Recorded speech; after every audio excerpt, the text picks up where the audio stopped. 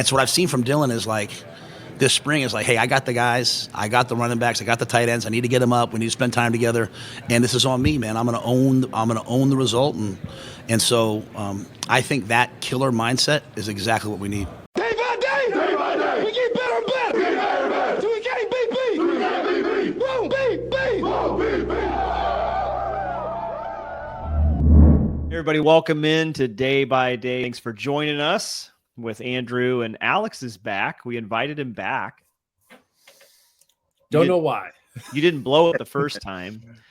Hey, we have no Mike because he just had a storm roll through. He doesn't have power, no internet. Poor Mike. It's those crazy Chicago storms. Does he even count as Chicago? Really? Yeah, who knows? I don't know. Like somewhere over there. Suburbs. It's not really Chicago. He's also a Packer. Right. And he also puts ketchup on his hot dog. So we know he's not a Chicagoan. Right? All right. Yeah, I mean, I was going to say I put ketchup on my hot dogs, but I'm not trying to claim We've Chicago. been down that road, James. Yeah. Jeez.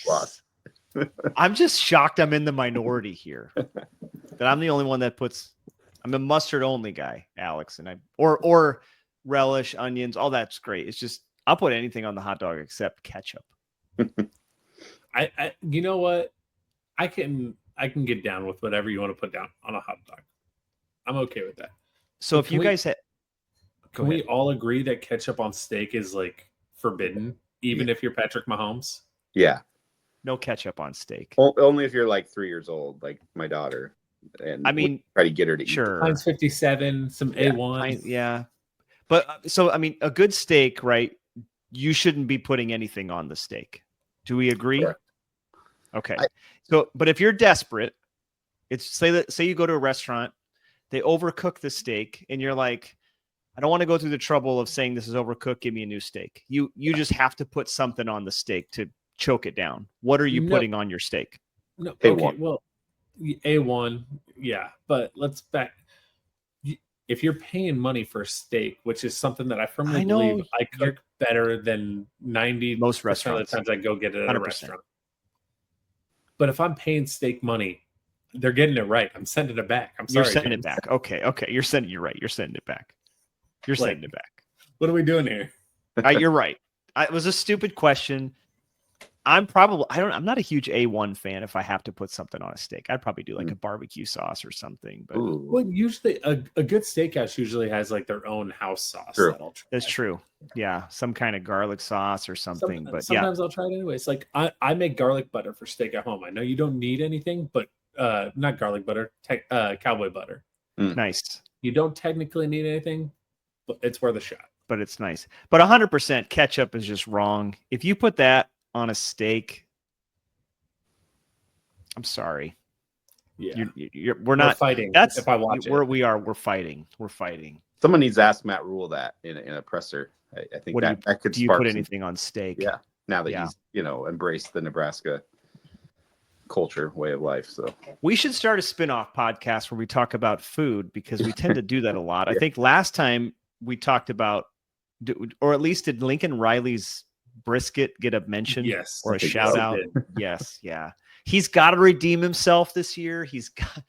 Please, if you're listening, Lincoln, which you're not, but at Thanksgiving this year, please redeem yourself and prove that it was just a bad day in the kitchen.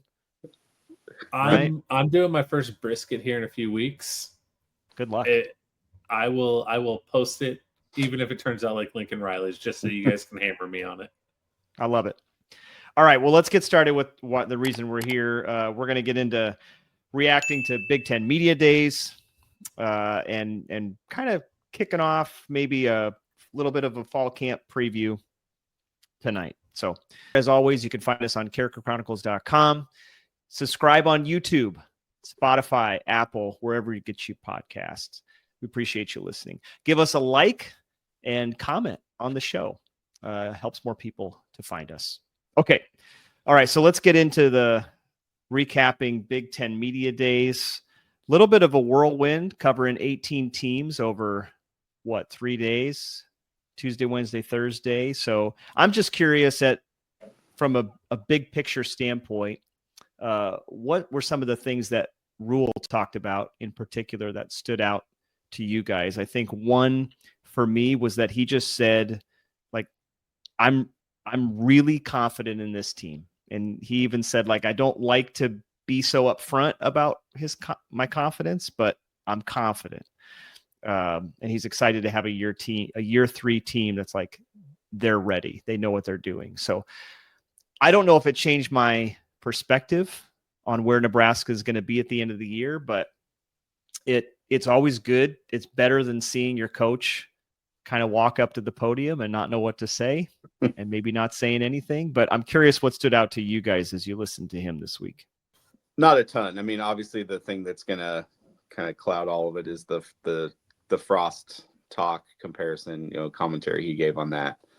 Man, you waited 5 minutes to bring that up. You've been waiting all day to bring up Frost. I honestly, I don't really have an opinion too much on it. I did find it curious that the whole, like, believing, he came in, it wasn't a good job. Like, I kind of felt like he didn't say any of that when he took the job. Like, when he took the job, it was kind of like, this is a great job. Like, this is why wouldn't you want to come to a place like this? So I did feel like he's sort of, to make the point or to connect the dots there, he kind of backtracked. Maybe he has learned since he's been here that it wasn't as great as he thought it was coming in, but I don't knock him for it either. I see what he's doing. He's a very PC, well, not PC, but he definitely knows the right things to say. For sure. I thought, do you think he's kind of, go ahead. Go ahead, Jim. I was just going to say, sorry, it's not the first time he's made comments, not about the team like that, but where you can clearly tell that he has the pulse. He has his finger on the pulse of Husker Nation. He's like, oh, Scott Frost was a big deal a couple of weeks ago. I can take a jab. Like, yeah, it wasn't the right job for you, and you made it a tough job for me to show up to, but now it's a great job, and now it's going to be one of the best jobs. I can't remember. I think he said a couple of things about Colorado in the past, just off color like that, like not a direct jab. You have to be paying attention, but it just shows that he really has his finger on the pulse of the fan base and kind of where they're at right now. Yeah. That's interesting because it was kind of a jab without being a jab. And maybe he just meant it was a continuation of not being a good job from when Scott took it to when he took it. That's kind of how I interpret it, but it could have been, you made it a worse job. Certainly from, I would say, kind of an overall, maybe not necessarily like roster management, but just program management. It just seemed like things were just in shambles, really. I mean, I had a friend even today just talk about, he's not from Nebraska, and he's like, just went from bad to worse. And I was like, yeah, it just kind of did. And it wasn't a good job in that sense. But of course they were building the Osborne complex and all that. Like those kind of things were trending up, kind of the off the field things, but everything on the field was just terrible. But then Rhule says, hey, there's not some, what do you say? Like, there's not like some kind of black magic curse. Did he reference that, or am I making that up? I think he said it's just, I don't remember hearing that, but I have to look up. I admittedly have not been totally dialed in this week. Yeah, it was just odd because he kind of took the jab. He also kind of sounded like Frost sounded when he came in. Kind of like, I mean, if you're kind of playing devil's advocate, you could say, oh, now he's we don't want to hear about the last regime. Like, we don't want to hear how hard it is for you. Like, and he wasn't doing that in any kind of complaining way. But then in the end, he ties it all together with basically inviting Frost to come back and saying he's welcome anytime. And like, he's like, we put up a picture of him as a player. Yeah. You're right, Alex. Like, he did a good job, catering to the Husker fans. He elevated his image in a way in the program. He respected a past figure in Frost. He does a good way of just being that ambassador where he just connects all these dots and kind of speaks to a lot of issues right there. So unbelievably thoughtful. And every time he's in front of the mic, and you don't get the same, man, we had a great week of practice. This is one of the best weeks of practice we've had since I've been here. You don't ever get that from him. And I love it. Yeah. No. So sorry. One thing I'd mentioned before we started recording was the new stadium announcer. I can't remember his name now. Crooks, I think. Oh yeah, Kyle Crooks. Yep. And Damon Benning were interviewing Rhule on one of those side chats, and Crooks kind of just gave the usual like, hey, it's cool. We're out here in Vegas. Big Ten's pushing this thing out west further. Pretty neat deal, isn't it, Coach Rhule? What do you think? And Rhule just like he kind of like adjusts his tie. He goes, well, to be honest, he goes, I don't think college sports has any business being around Vegas. And but I mean, other than that, yeah, I guess it's nice. And then like, but Crooks was just like, whoa, like I just gave this like very like routine question, and just Rhule shot it down. But so did Franklin. Franklin. I was going to say Franklin. Yeah. Yeah. So I thought that was interesting. Where he was like, some of our beat writers couldn't afford to get out here. And I thought, well, I mean, Penn State, you guys have a lot of money. You couldn't pay a couple $1,000s for them to fly out and stay in a hotel room, but whatever. What's the difference between flying? If you fly out of State College, you're spending an arm and a leg to go to Chicago. I guess they could drive. Still a long drive. Why are they flying on the charter jet with the player and coach? Yeah. Right. Better times. That's what they used to do back in the day. Get on the flight with the team. Yeah. Bring one beat writer with you. How hard is that? Apparently pretty hard. And it's not even a full team. It's just like, it's probably you. You probably got your media guy. You got your AD. You got 3 players. You couldn't pay for a flight for a beat writer, even a student one. I don't know. And again, that private jet, it doesn't matter if you fill every seat or not. So no, you're paying for the flight. Yeah. What did you guys think of PJ Fleck's comments about Matt Rhule? He was really singing Nebraska's praises. I thought, is this it's hard to tell with PJ. Is it genuine, or are you kind of buttering up Nebraska fans for that Friday night thriller in Minneapolis when you just cut our hearts out? Man, I think it's PJ running from the annual Nebraska fan hate day where we just light up Twitter and tag him. No, I think he has a genuine respect for Matt Rhule and what Matt Rhule is doing. I think that's genuine. Yep.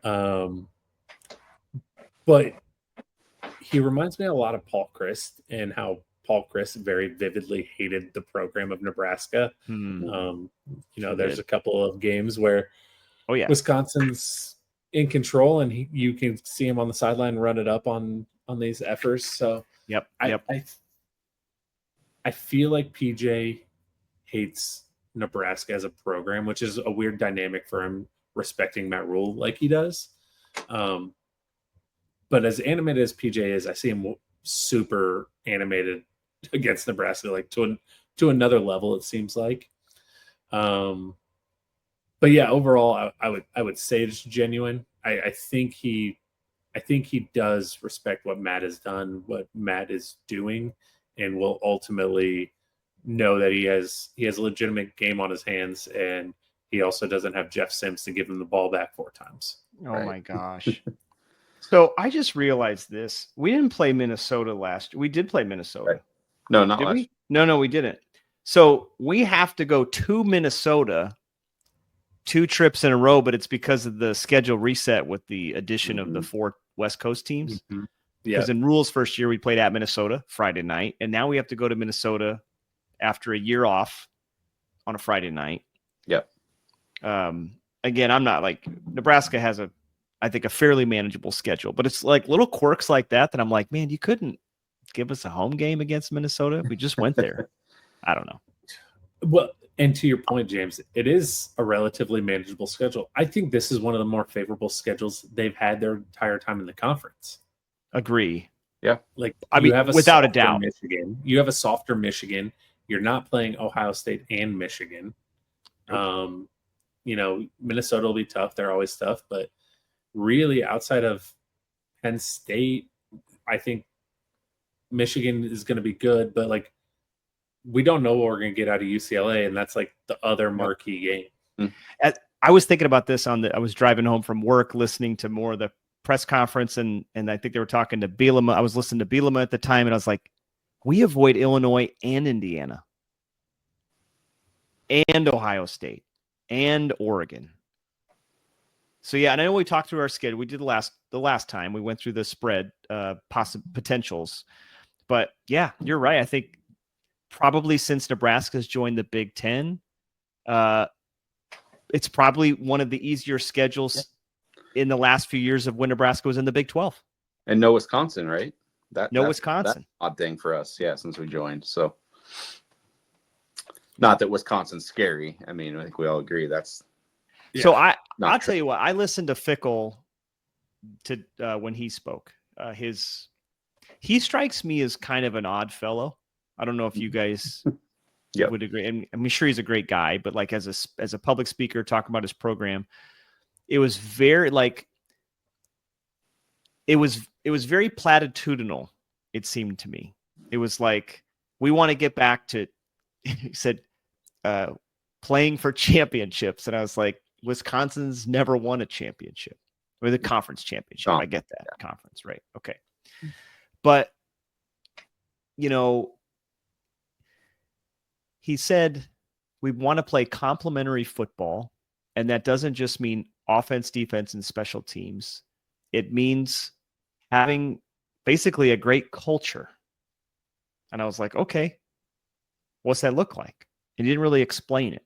I feel like when Matt Rhule talks about their culture, like I could actually tell you what Nebraska football culture is inside the locker room, even though I've never been there. So I don't know if you guys heard Fickle talk at all. I would assume not. No, I didn't listen to Fickle, but hearing him in the past, it seems like everything he wants to talk like through Ohio State's eyes and not where he is. And he's just like preparing for that someday in every interaction, which makes it come across very disingenuous to me. And that's kind of how it just felt a little fake, a little plastic. Yeah. Do you guys think Wisconsin will be like, where do you see them at the end of the year? Do they get to a bowl game? 4 wins, 5 wins? Tough schedule, right? It's murderous. They go to Alabama. That's going to be a slaughter. Yeah. I think they're going to be fairly irrelevant most of the year. Maybe bowl game, but I think it's going to go down to game 12 though, or 11 before they lock in bowl eligibility. I think they're going to struggle. When Fickle was on the board potentially for Nebraska, he was like for me an absolute stay away type of guy. There's just something about him, man. And from a head coaching perspective, I just don't think he fits well in the Big Ten as how he speaks. He lost to Nebraska when he was the interim head coach at Ohio State, loaded with talent. Yep. Now Nebraska was good then. I don't think he fits. I think Mike and I went through Wisconsin's schedule a few episodes ago, but here's what they got. They got Miami, Ohio, probably a win, Middle Tennessee, a win. And then they play at Alabama. They have Maryland at home. They play at Michigan. And then they have Iowa at home, Ohio State at home. Actually, I'm going to start. Listen to this stretch here. Iowa, so at Michigan, Iowa at home, Ohio State at home, at Oregon, Washington, at Indiana, Illinois at home, at Minnesota. Are there 5 wins there? You're hoping, if you're Wisconsin, you're really hoping you get that Iowa win, which is going to be tough for them. But then that only puts you at 3 wins, right? Or is that 4? Well, if they get Miami, Ohio, and Middle Tennessee, there's 2. They have Maryland, but if Maryland can put up points, maybe get Washington. I don't know, man. I feel like Washington's I don't think they're getting in a lot better spot than they're not going to beat Indiana. They're not going to beat Illinois. I highly doubt they'll beat Minnesota at the end of the year, because we know by the end of the year, Minnesota's always playing their best football. Can they beat Michigan on the road? Doubt it. Then you got Iowa, Ohio State, Oregon in the middle. You know, if they get to 5 wins, I'll be really impressed. Yeah, and that's with the 2 at the beginning. I think 5 is their ceiling. Now, who knows? Or Ohio State or Oregon looking past them at one point. Does Iowa lose a quarterback and not able to do anything? I think Iowa's defense is going to take a step back this year. So I do think Wisconsin can win that game. But again, that still only puts you at 4 wins if you tie up Maryland. Still got to find 2 more on there, man. That's going to be tough. Badger fans, tune in and leave a comment. We'd love to hear it. Are we way off? What do you realistically think? Is it national championship about your program? You know, we'll have to somehow work Wisconsin or Badgers into the keywords so we get those fans to find us. Go ahead, Alex. You were going to say something. I was just going to say,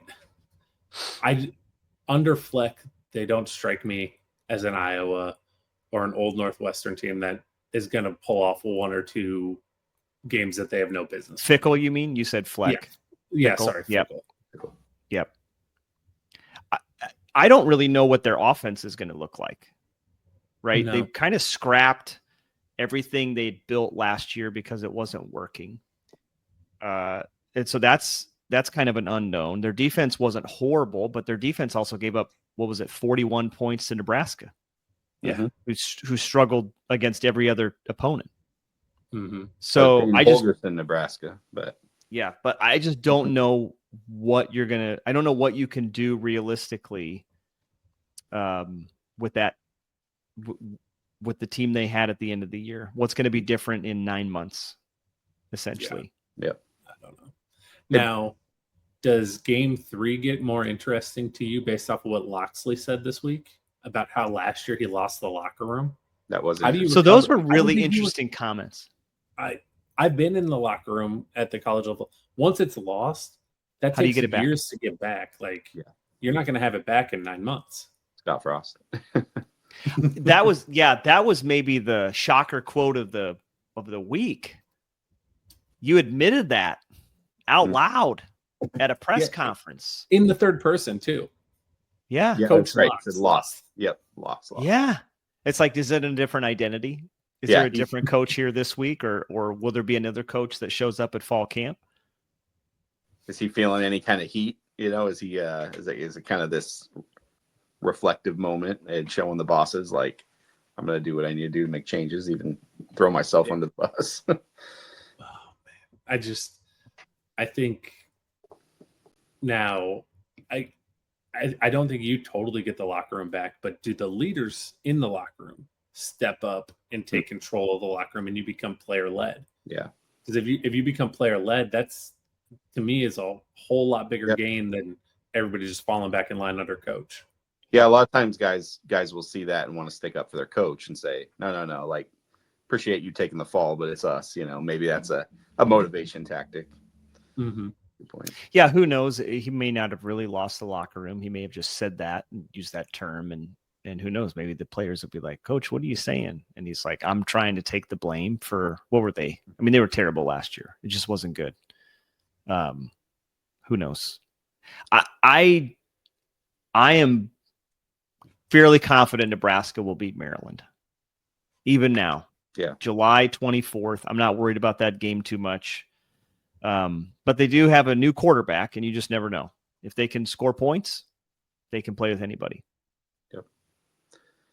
I'm curious let's talk about scheduling. So good old Kurt Signetti, Google me, said, "Hey, I figured we'd adopt SEC scheduling philosophy by basically saying we're just going to play our 9 conference games. We're going to schedule an FCS opponent, and then 2 basically, as my grandpa would call them, tomato can schools." We've never talked about the scheduling thing that I know of on our show here. Do you guys like that philosophy of a lighter non-conference? I guess we did talk about the Nebraska-Tennessee thing. That was a weird situation. But let's just say, all things being equal, you're like, hey, well, actually, funny I say that. All things are not equal. The SEC does not play 9 conference games. Indiana will play as many power schools this year as an SEC school that plays 8. And then like Alabama plays Wisconsin. Okay, so Alabama's got 9 Power 4 games scheduled. So does Indiana. What do you guys think about the scheduling discrepancy? What do you think about Cignetti's comments? I think first off, I've hated the SEC. I hate Bama taking off to play. Who is it that they always play? Stetson, Citadel, Mercer, you name it. I've always hated that. Now, what I will say in defense of the SEC here, at least their upper end, when they scheduled that one non-conference game, they usually are trying to go after a heavy hitter. And not that the Big Ten doesn't, but the Big Ten, a lot of those teams have plenty of tomato can games as well. Mm-hmm. Yep. So I agreed when Matt Rhule said it. I'm going to agree when Cignetti says it. Like, yeah, we have one more power game, but I think for the most part, the higher end of the SEC has tried to make up for that too. Yep. I think in Cignetti's case, they deserve some flack. I think for their non-con, it's bad. Do you have that in front of you, James? Who they play? I'm gonna pull it up. Yeah, keep going. But yeah, I mean, like, it's not like they're playing a lower tier Big 12 team or it's pretty bad. Lower tier ACC. Like, they're not playing. Like, they got Old Dominion. Yep. Kennesaw State, and then Indiana State. I don't even think I really knew Indiana State had a football team, to be honest with you. Yeah, that's pretty bad. That's pretty bad. Right. So it's not like there's a Arizona on there or something. Yeah, sure. Yeah, there's not even a MAC school. Yeah. And it's Cignetti. If it was someone that was more likable, it might come to his defense. But I don't know. Like, at the same time, like when we dropped the Tennessee game, to me as a Husker fan in this position, I just want to win. I want more wins in the win column. So yes, obviously we want to get to a point where we can be proud of scheduling an SEC school or whatever, but let's just have 1 year where we open up 5-0, 6-0, so guys, I mean, as a Nebraska fan, I like it. Kennesaw State is in the Conference USA. When did that happen? Who knows? I can't keep. I'm trying to find out what Indiana State is. They have to be FCS Missouri Valley. I want to say yes, they are FCS Missouri Valley. Okay. I think they've been though, like in their postseason playoffs. I don't know recent years, but not that says anything. But I agree with you guys. I think if we're moving toward the 16-team playoff, I'd rather win games, but I also think there has to be some kind of a standardized format, right? Yeah. Let's all agree. I don't care if it's 8 conference games. I don't. But then let's just say you have to play, if we're going to do this, you got 8 conference games, you play one other Power 4 school, and then you have 3 other games to play whoever you want. Yeah. Whatever it is, it doesn't matter to me. Let's just if we're going to do this thing, or Greg Sankey's going to do this thing where say, hey, these 2 conferences, like we are it. Okay, that's fine. Well, then get together with these 2 conferences and let's do the same thing. Yeah. So that we're comparing apples to apples. To the super conference version of college football, where it's just Big Ten versus SEC, because that's where this is ultimately headed. Yeah, agree. I spent some time creating. We need to come back to this.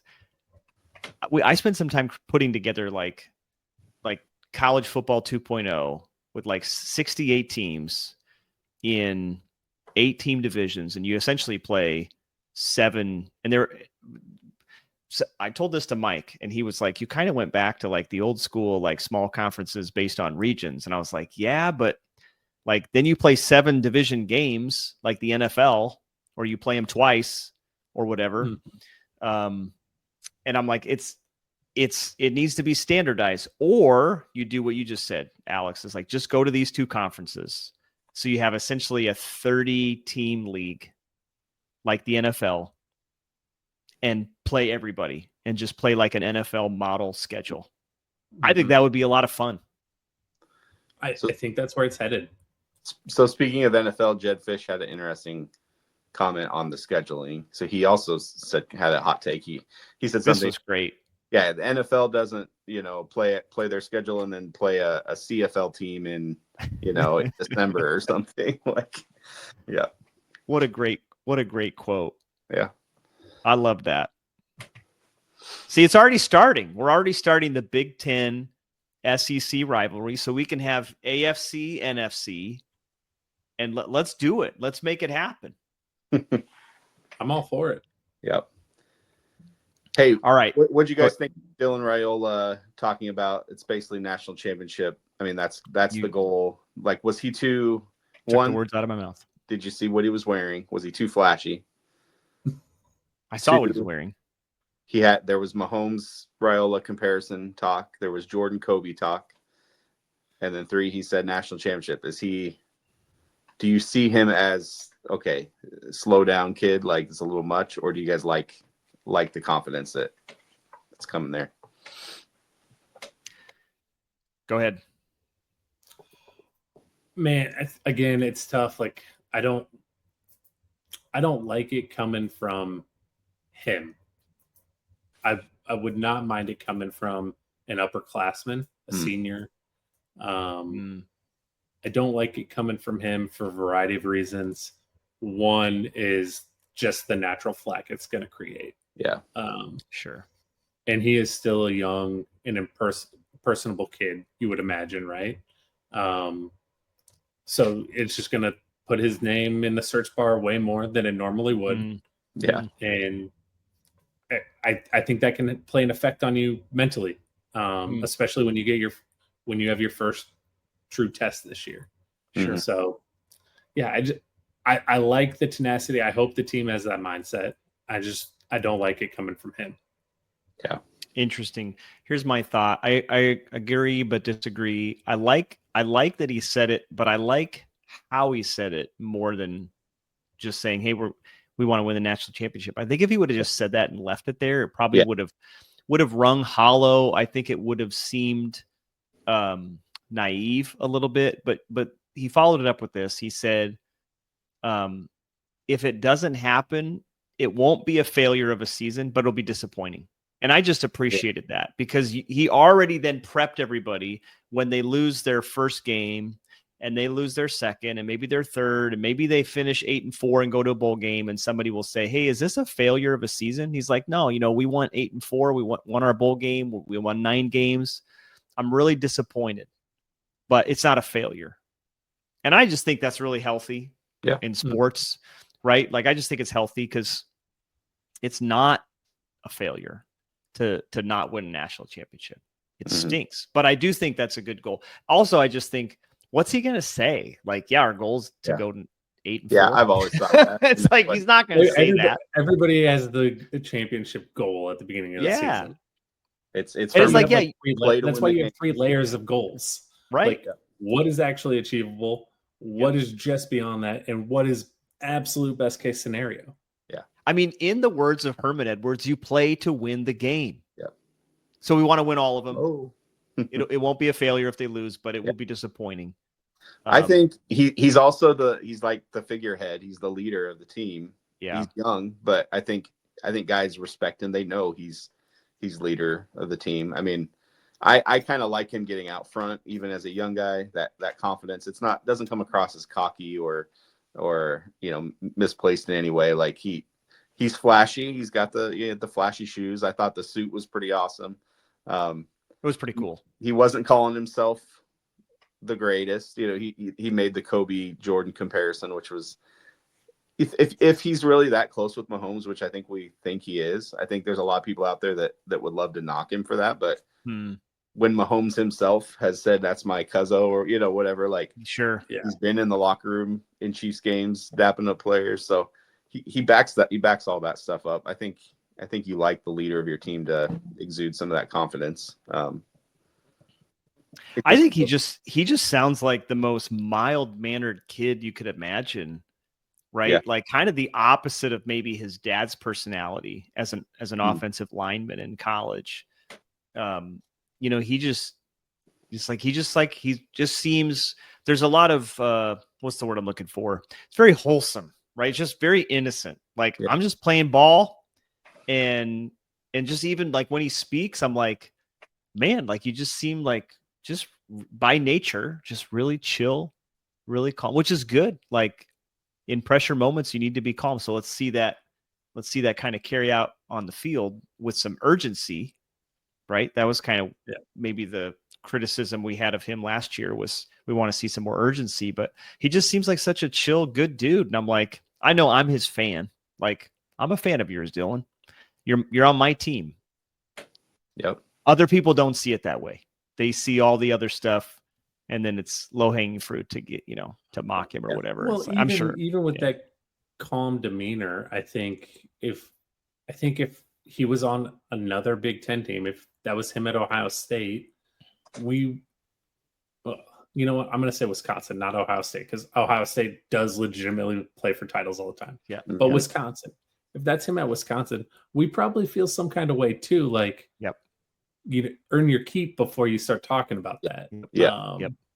Especially if he's that cool, calm, and collected. Yep. I think that would drive me crazy if that was another team. Yeah. Sure. That makes sense. Yeah. I mean, if he's at Purdue, we're going to national championship or bust. It's like, okay, you're not. Good thoughts. All right. To kind of round up our time here, I got 5 questions for you guys. As a way to start to think about fall camp. We'll probably get into that next week and some thoughts, especially when Mike's back, but kind of 5 true false statements. Guys, I just want you to answer them from your gut. Like, don't give it too much thought. So here's the first one. A couple of these actually come from some things maybe Matt Rhule said this week. Not all of them. Number 1, Dana Holgorsen will be the best decision Matt Rhule has made in his 3 years at Nebraska come season end. Yes. True. Okay. Second one that kind of came from something Rhule said. At the end of the year, we'll say this is the most talented roster Nebraska's had since the Bill Callahan era. False. I'm going to say true. Hold on. False because they've had a more talented roster in between, or just not as talented as those Callahan teams? I don't think this team is as talented as the second Callahan team, for one. Sure. But Bo's first team, which is essentially Callahan's last team, sprinkled with a couple of his guys. Yeah, they were pretty talented. Yeah. Defense. And I think I did the math one year. I think Bo inherited like 27 draft picks from Bill Callahan. Yeah. Callahan was an elite recruiter. Yes. So Andrew, how would you answer? I'm gonna say true because I'm gonna put all that weight on Dylan Raiola. I think he's gonna go down the best quarterback we've had in a long time in any of those. Like areas. Statistically this year? Yeah. Sure. Okay. All right. Nebraska, which we didn't talk about this at all. Matt Rhule didn't talk about this at all. At least that I didn't catch this. Nebraska is going to win a game this year thanks to special teams play. Yes. True. It's got to happen. It's happened the opposite. It's got to happen. It's like, yeah. I mean, I've also said true to that same exact question for the last 4 years. So you're due. All right. Couple more that Rhule referenced. Actually, the special teams was the only one that he didn't really bring up. Nebraska will make the Matt Rhule third-year jump and win 9 games. True. Okay. And then the last one, which kind of depends on how many there will be. Nebraska will have a winning record in 1-score games. False. Yeah, I guess I lean false too. You guys thinking maybe they're 3-ish losses, 4 losses are all 1-score losses? I think, or they just blow teams out and they don't win by. That's what I feel like. Score. More of the wins every win's going to be by double digits. I feel like. Yeah, I would prefer that. Yeah, same. To be honest. So I think you're looking at like 0-2, 0-1. Sure. Which will then perpetuate the narrative. Yeah, of course. Yeah, but does it matter? You got to have at bats to like Yeah. change the narrative, and I don't think this is the year that they get the at bats because I'm that confident in the offense finally. Yeah, that's the key, and I want to talk about that on our next episode. Like, I really think this offense is going to be good. Yeah. And you're feeling that way, Andrew. Is that kind of how you're leaning? Yeah, I think they've upgraded at wide receiver. I think tight end is an upgrade. Although, did you guys see the catch that Fedoni had at practice today? That was yeah. Where was that? No, haven't kidding. seen it yet. I have it bookmarked.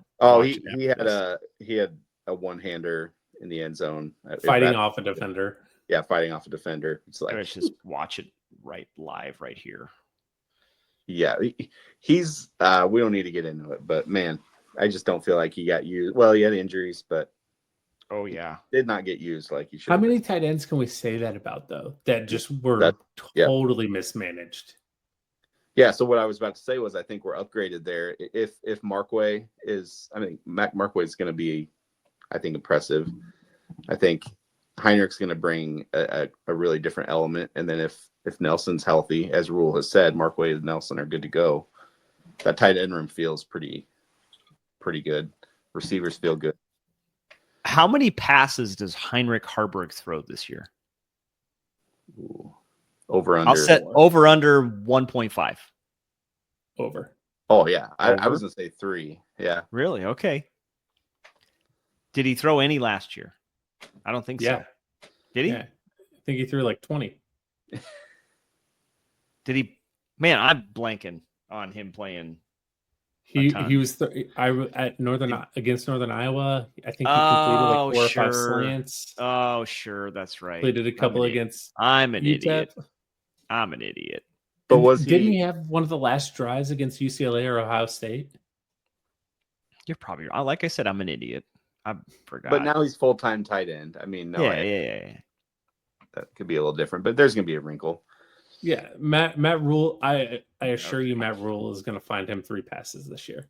I think that's like Matt Rhule wants him to throw a touchdown pass. He threw. So you said 20. He threw 18. Okay. He was 10 for 18 for 100 yards. 0 touchdowns, 1 interception, a long of 24. Very 1994-95 Nebraska-esque stats for one game. Mm-hmm. Yeah. He threw a couple of really good balls. I think it was UCLA where he came in for the last drive. He threw a couple of really good balls. One got dropped, and then obviously the interception too. But yeah, I think Matt Rhule's gonna utilize it. I hope he does. Yeah. All right. Anything else you guys want to add before we call it quits here? It's here. I mean, this week we're gonna have post. Guys, we're a month away. Yeah, it's wild. James, what's your oddly specific fall game? Oh, well, now I want to wait now because Mike was like, for those listening, texting happens before the show, and Mike's like, I got nothing. And I was like, you'll come up with something. And then like an hour later, he's like, okay, I have a take on a player. I won't tell you what the player is. Okay. Yeah. I don't want to steal Mike's thunder, but for those listening, and I don't think it has to even be player. I'm thinking like a media member, this or a coach gets fired for. I think. No, I'm kidding. Oh golly, jeez, Andrew. My wife said. I asked my wife. We were talking dinner, and she said something about an injury. I was like, we're not speaking any of that into existence. No. I was going to say something. Actually, when you, Andrew, when you texted us that question, my initial thought was like, we are going to hear something incredible about this punter. I don't know. Like, that's not very specific. So I have to come up with something, but I love the fact that he can kick with both feet. Like, that's weird. It makes things interesting. Right? So I think we're going to hear something about just the level of, progress that the special teams are making. And let's just pray that Australian guy doesn't get injured. Otherwise, we're host. Yeah. And it will probably lose 6 games if he gets injured. So, yeah, it'll be something about, I think, special teams. Special teams for me is the big X factor for Nebraska going into 2025. Like, obviously, I think the offense will be better. Defense, we've kind of gone back and forth on this show. Like, are they going to be good? Are they not? And Mike's pretty confident. Like, hey, Matt Rhule defense is always good, so we don't have to worry about that. Okay, that could be. To me, the special teams is where they're going to steal yards. They're going to steal points. You got a guy now kick both ways. But do you have a return man? I think we do. Do we have somebody that can return punts? I think Barney's going to return punts. Go watch Marshall. He started to at the end of the year. And Andrew Marshall's highlights on returning are pretty impressive. Him too. Yeah. I don't know. I just think we have a better game plan. We have a better schemer. Well, I think the most interesting part of this upcoming season is it's very apparent to me, and I don't know if you guys feel the same way, but it's very apparent to me that Matt Rhule basically threw his hands up and said, I'm too involved everywhere. And he gave special teams and offense to people, and he's going to be allegedly totally hands off. Mm-hmm. Like, I think that is super interesting. Yeah. So that was something he also said. Sometimes I go into work and I'm like, what do I do? Mm-hmm. And I was like, actually, as a leader, like great leaders are like, I surround myself with the best people who are empowered to do what they do best. Yep. And that allows Matt Rhule to be the chief marketer, encourager, ambassador, all the other things that he is for Nebraska. Chief motivator, like that's what he is and needs to be. And Alex, you're spot on. Like Dana, Mike, even John to some extent, like go fix it. Yeah. Go do it. I've hired you to do the job. We're paying you well to do this job. Go do it. And I'm excited.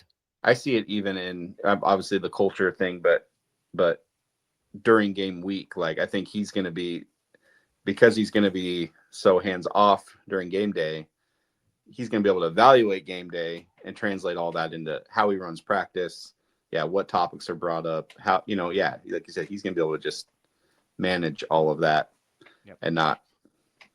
Well, I think even outside of that, guys, like I think he will have because he won't be so involved on game day. I think he's going to be even less involved in practice.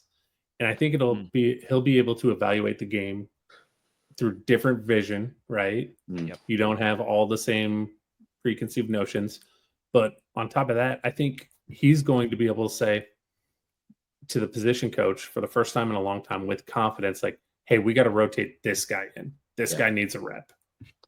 Yep. And I think that's where he's going to be the difference maker. And hopefully that leads to some better clock management in those situations. Yeah. Took the words right out of my mouth. Yeah. If there's a knock in his first 2 years, there's been some clock management questions. For sure. And I think I don't know if I'll be back, so I'll throw mine out for you guys. And it's not a specific player, but I think there's going to be one running back that is going to make a ton of noise in fall camp to never show up on Saturdays when it matters. But So you don't have a specific name in mind, or you just don't want to give the name? I think it's going to be Connor Booth, honestly. I think Connor Booth is going to be the guy that comes up in press conferences as somebody who's showing flashes and then will not have an important role on Saturday. Okay. Sure. Maybe because he redshirts or transfers? Oh, I think it'll be because of a red shirt. Okay. I don't think he's better than anybody they have on the roster right now. Yeah. Right. That's fair. And I don't think Quentin Ives is going to finish fall camp as the number 2. Ooh, okay. Interesting. it kind of came out, I think this week, or was it last week, that Mosey will be moving to running back. Yeah. He even changed over to 22 this week. And my thought was, I saw Mike, Mike's not here to defend himself, but he said, this might be like alarm bells going off. And I commented, and my thought was, I actually think this is where Dana thrives in roster management. And I think he's able to see the whole, but he can see the particular pieces and how they contribute. And you noticed that at the end of last year. I mean, Luke Lindenmeyer was an underutilized tight end, and all of a sudden he was resurrected when Dana showed up. Yeah. And now he's going to be the starting tight end. About Emmett Johnson too. Emmett Johnson, because he was kind of getting maybe 50-50, probably not. And then Dana shows up and Emmett's the guy. That's what's so exciting is we saw that little last year, and it's going to be all year of this. I mean, it's going to be exciting to see the way he uses guys and gets the most out. So, and to your point, James, who I like? I see Dana trying to utilize Motzi like Tavon Austin at West Virginia, and now you have a way to get two of those guys on the field between him and Ja'Cory Barney. Yep, I think Dana feels like he has a different set of weapons that he's had. Now, Tavon Austin was very special, but he didn't have two Tavon Austins. Yep. I just think that's where Dana thrives. Honestly, that's where a lot of great coaches live. Is I know how to manage a roster, manage not just personalities, but your talent, your skill. It's not, I want to keep you happy so you don't leave. It's, I want you to be a part of the team and produce. We want to win. I need you on the field if we want to win. And I think Dana does that well. And he showed that very quickly. And so now you've had a whole off season. You've had a whole spring. You've had a whole summer.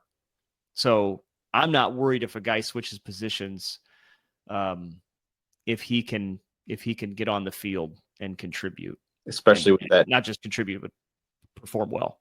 That deep wide receiver room anyway. Yeah. Oh yeah. You get him on the field quick. So yeah, great. Didn't switch sides of the ball, but it does remind me of Stanley Jean-Baptiste under Bo moving to corner. Oh yeah. And that turned out to be a great move.